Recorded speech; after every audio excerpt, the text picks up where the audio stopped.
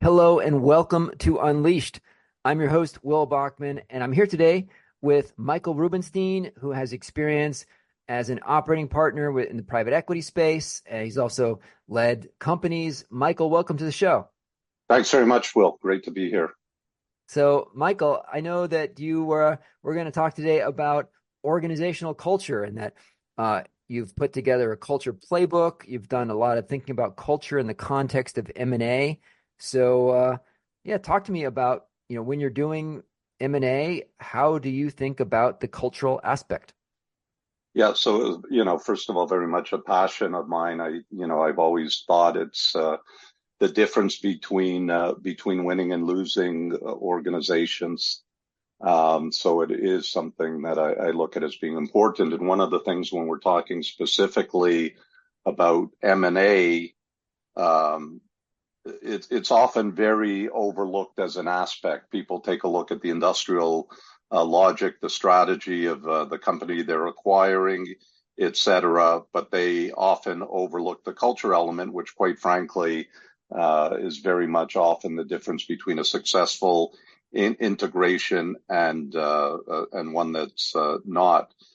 So there's a bunch of things that we look at when we look at an acquisition, or things that I would recommend strongly. And the first is really about identifying as a joint unit what you're looking at in the future for the combined company. And then there's various diagnostic tools that'll help you take a look at number one, here's the culture that you're aspiring to have. Here is the culture elements of your current company. Here is the culture elements of the target company, and see where the gaps are. So develop a fact base where you're doing a self assessment, and then you're doing an assessment of the target company, and see where the gaps are. And then, in some cases, the company that you're acquiring is doing things that you aspire to do.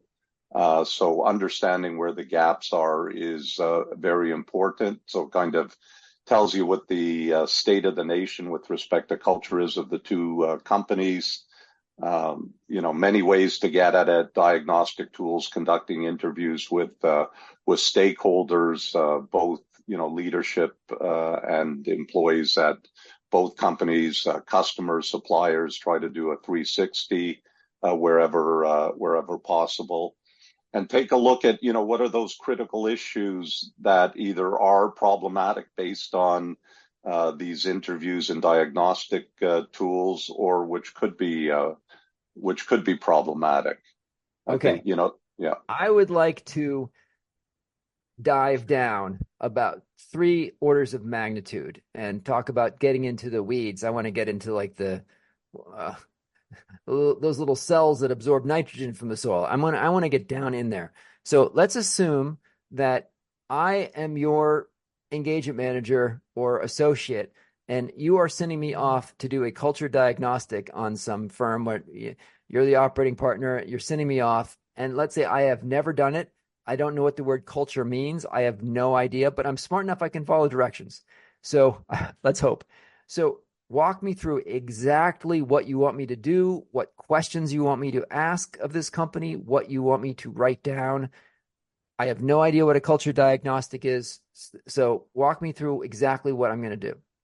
Yeah, so great question, Will. I think first of all, just in terms of defining what culture is, it's kind of a nebulous term that it's something you can't see, but you certainly can feel. It's almost like the oxygen that we breathe. We don't see it, but if it's not there, we definitely feel it. And culture is all about the behaviors, the norms, the rituals of a given company, and it's the thing, the glue, if you will, that ties a company together. So if you take a look at there's various diagnostic tools out there. They ask a whole bunch of questions in terms of how are decisions made here. Is this a meritocracy? Do we promote people based on different things? What are the things that are important, the values that are important in terms of the organization? Is it very customer driven? Is it very operationally driven? How do people work together? Is it very I'm sorry. autocratic? You're going too fast for me, Michael. Here I am. Okay. I'm trying to take notes, right? You're sending me off to go do this work for you and report back in 2 weeks or something. So let's go through these a little bit more. So decisions, how they're made. Okay, break that down for me. I'm a smart enough young associate. I got my MBA, it's all shiny. What exactly should I ask to find out how decisions are made? So, as much as possible, it is about asking open-ended questions. Typically, on the diagnostic tool, you may have a continuum. So, for argument's sake, is this a command and control type organization where, instructions come from the top of the organization or the top of a function, and people turn left, turn right accordingly? Or is it an organization that's more empowered, where we say, here are the objectives, this is what we're trying to do. We have confidence in you as a team member to do the right things and make things happen according to that to get the results. So is there some, more of autonomy with respect to the job and getting things done? Or, is this an organization where in order to make a decision, 6 people have to get together and debate things in order to make a decision? Or are people playing left wing, right wing? They know what they need to do. They know how to put the pucks in the net, and everyone understands their roles. So Okay. those would be the type of questions. Okay. So you talked about culture is behaviors, norms, and rituals. So within the category of behaviors, what are the 5 or 8 or 6 categories of behavior that I, as your associate, should be paying attention to? So, if you look at behaviors, it's all about, are people working together? Are people collaborating? Are people hiding information from each other? Is there really, a united, is everyone doing something for the greater good, or are they doing things for their own good? It's those type of contrasting things. Okay. What about norms? I don't know. How are norms different than behaviors? And what sorts of categories of norms am I looking for? Norms would be, things that were, standards that we hold ourselves accountable to in terms of values. I've seen some organizations where, the language in the office is not really for public consumption. Others are more buttoned up, and it's a lot more professional communication. It's about, self-integrity and how we hold ourselves within an organization. So it's all about the things that are accepted or not accepted. It could be things like, do you wear a suit and tie to work, or is it a more casual environment? There's certain norms with respect to dress code, to how you show up, to how you communicate with people, to how you interact with teams. It could be about, this is an organization that's very collaborative. So before we embark on a major project, we're going to get together, define it together, et cetera. So those are some of the norms that you would look at.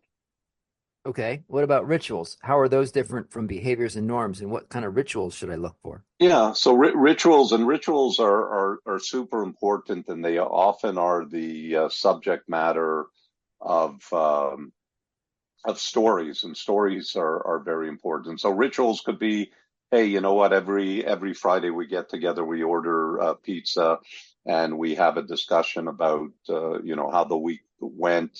What are some of the things we could do differently, preparing for the following week?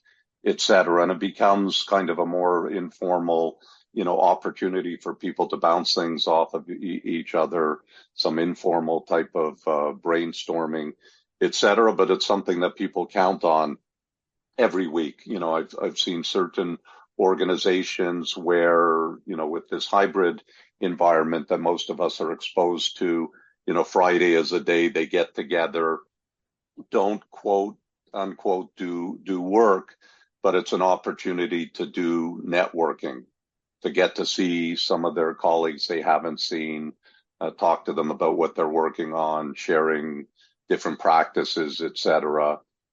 So that becomes a ritual again that people often look forward to. Okay, cool. So when I bring back my diagnostic, I'm very proud of it. I put it on your right in front of you, or I email you the PDF.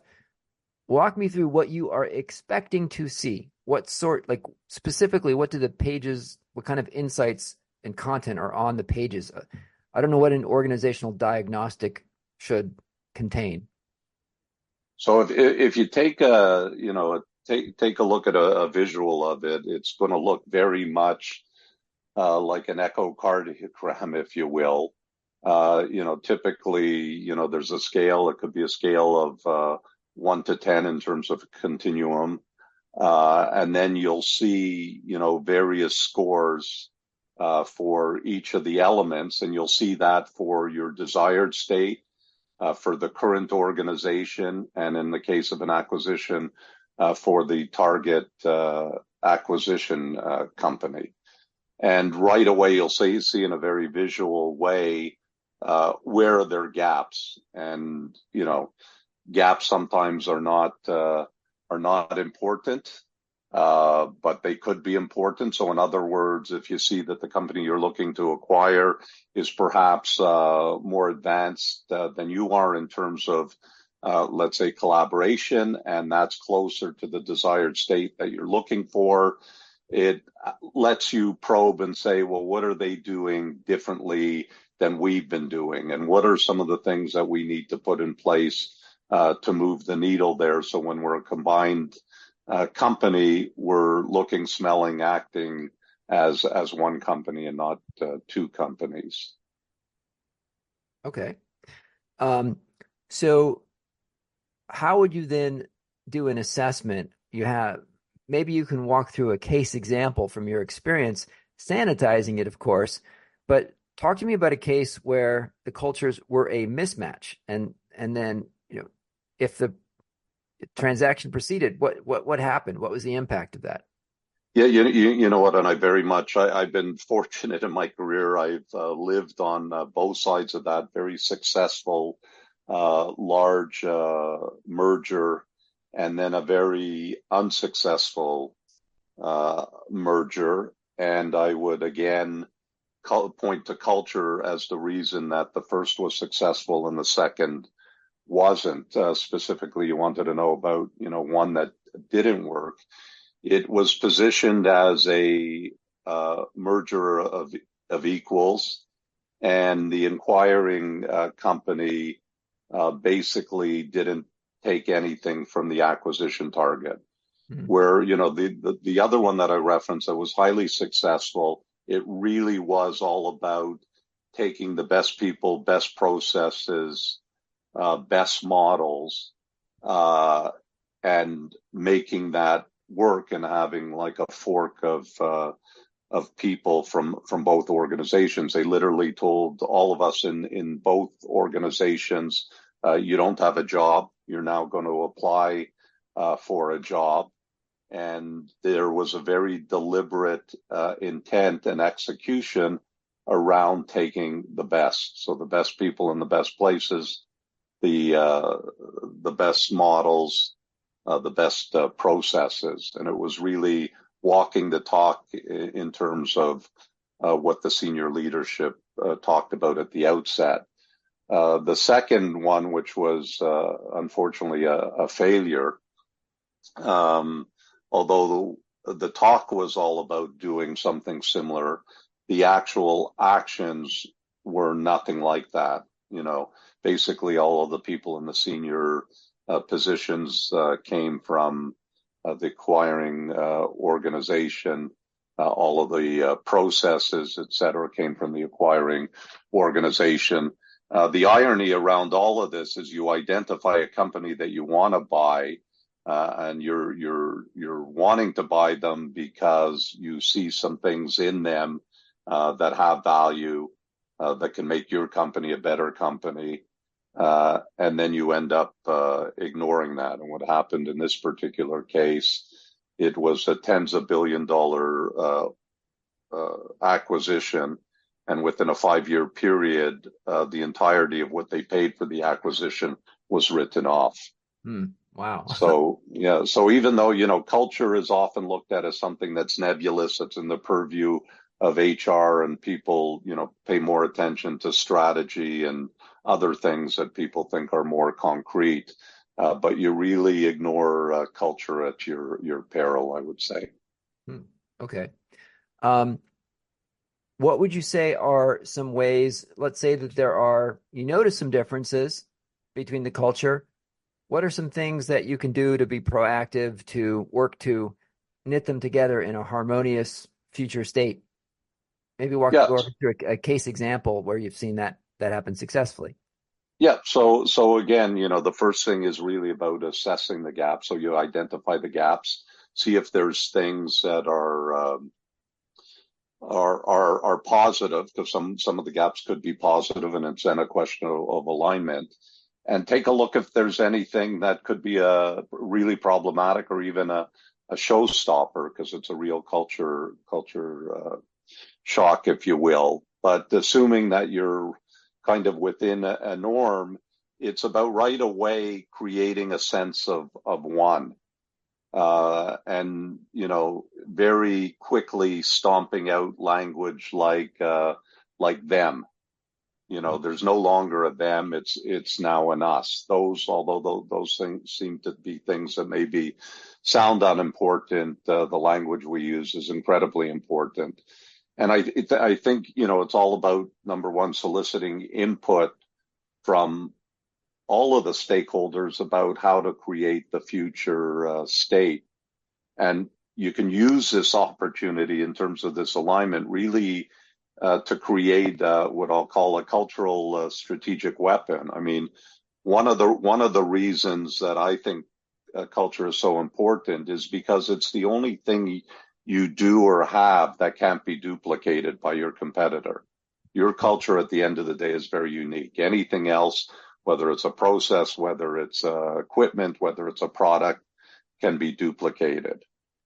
Okay. It's also, from an alignment perspective, really important to think about, what is the potential messaging for both internal and external stakeholders? What are you trying to do? What are you trying to communicate? Get people to understand why we're looking for this alignment. So it's really about using a culture lens to frame, people, processes, and tools.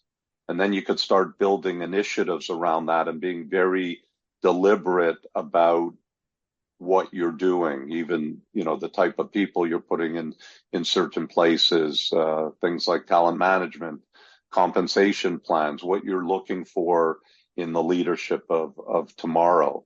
But it's really important to get buy-in from some of the key stakeholders. So soliciting input from them gets them on board. And really, then it's about also kind of the case for change, whether you're talking about an acquisition or you're talking about taking a look at, migrating your culture. If you don't get the buy-in to the case for change, forget step 2, 3, and 82. It just won't work. Don't move off from that until people get why we're going to be changing. Okay. So, Michael, this was a fantastic overview of thinking about culture in the context of M&A. For listeners that want to, follow up with you, maybe just give us a minute, tell us about your practice now and about how people can reach out to you and follow up. Yep. Thanks, Will. So is currently I have a boutique advisory firm. I'm doing various things across various industries. No matter what I'm working on, culture is always at the back of my mind because those are the things that are either going to facilitate or kill any other initiative. So whether we're talking about strategy or change management or a continuous improvement model or anything, culture is the thing that's either going to help facilitate that or get it off track. So those are things that I think are really important, no matter what topic you're looking at in an organization. I could be reached at Michael at rubensteinadvisory.ca and welcome any inquiries or anyone who wants to just talk a little bit about culture or any other topic. Fantastic. Michael, thank you so much for joining today. Super. Thank you very much, Will.